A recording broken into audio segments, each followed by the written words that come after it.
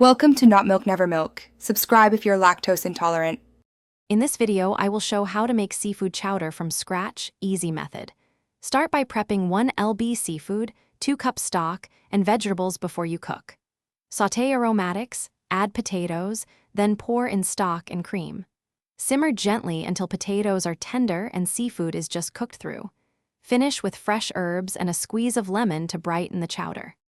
In this video, I will show how to make seafood chowder from scratch, easy method.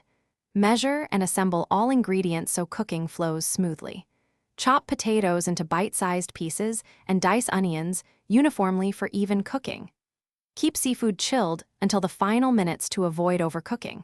Having cream and herbs ready lets you finish quickly and taste as you go for balanced seasoning and texture. In this video, I will show how to make seafood chowder from scratch, easy method. Begin by melting butter and gently sautéing onion and garlic until fragrant. Add potatoes and stock, bringing to a simmer and cooking until potatoes yield to a fork. Stir in cream, then fold in seafood and cook just until opaque to keep it tender. Finish with parsley and lemon juice, taste for seasoning. Thanks for watching. If this was helpful, leave a like and consider subscribing. See you next time.